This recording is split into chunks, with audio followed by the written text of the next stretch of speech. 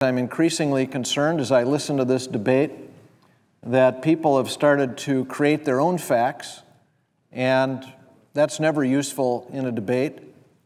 And let me start with an ad that's running, full-page ad back in my home state of North Dakota, with the headline, "Isn't Senator Conrad supposed to be a deficit hawk?" And it starts by saying some nice things about me. It says, Senator Conrad has a long, admirable record as a deficit hawk. For years, he has advocated for fiscal sanity and smaller deficits, and he's served North Dakota well. You know, I wish they'd have just ended the ad there.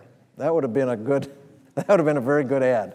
But they go on to say, now federal spending is totally out of control, and they give some examples. And then they say, on top of all this, Congress is considering a new $900 billion health care entitlement, with some estimates saying it could actually cost more than $2 trillion. Well, the $2 trillion number is a number that somebody has concocted. That is not the 10-year cost of this bill. The 10-year cost of this bill is between $800 and $900 billion, as the ad says. Then they go on to conclude, America can't afford it, North Dakota can't afford it. Of course, this ad's not paid for by North Dakotans, but they are clear that North Dakotan can't afford it. Senator Conrad, how can you even consider this? How can you even consider this? Well, because I've read the bill. And this bill does not increase the deficit. This bill reduces the deficit. And that's just not my opinion as chairman of the Budget Committee. That is what the Congressional Budget Office, which is nonpartisan, which is the objective scorekeeper, they're the ones we look to for analysis of legislation before Congress. Objective analysis, not made-up analysis. And here's their conclusion. This is the Congressional Budget Office estimate of the Senate Health Plan, the legislation that is before us now. It reduces the deficit over the budget period by $130 billion. Doesn't increase the deficit, despite all the speeches that have been given here. It reduces the deficit by $130 billion. The first 10 years, it reduces the deficit by $130 billion. In the second 10 years, it reduces the deficit by 0.25% of GDP, which is equal to $650 billion. So to my friends who ran this ad in every newspaper in my state, wondering why a deficit hawk might support this legislation, it is because this legislation reduces the deficit both in the first 10 years and the second 10 years, according to the Congressional Budget Office. Madam President, that record should be clear.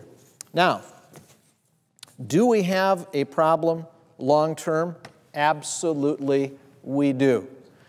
Because as this chart shows, Medicare and Medicaid combined are going from 2% of GDP back in 1980 to 12.7% of GDP on the current trend line by 2050. And that is an unsustainable course. I think we all understand that. The reality is, for those who say we don't have to do anything, Medicare is going broke. It is already cash negative. That is, more money is going out for Medicare than is coming in under the revenue sources of Medicare. And the trustees tell us it will be insolvent by 2017, 2 years earlier than forecast just last year.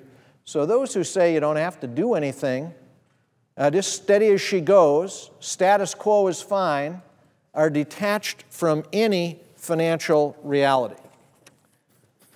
But the bill before us has significant Medicare savings, provisions that lower cost growth without harming beneficiaries. Facts are stubborn things. The fact is this bill reduces the deficit by $130 billion over the first 10 years, by as much as $650 billion over the second 10 years. Those are facts according to CBO, not facts made up by colleagues here on the floor for one purpose or another. Madam President, this bill extends the solvency of Medicare by at least 4 years and perhaps as long as 5 years. That is not all that needs to be done, but it's a beginning. And those who want to oppose it and vote against it will have to explain why they don't want to extend the solvency of Medicare, why they don't want to achieve savings, why they don't want to go after the fraud and abuse that exists in the system.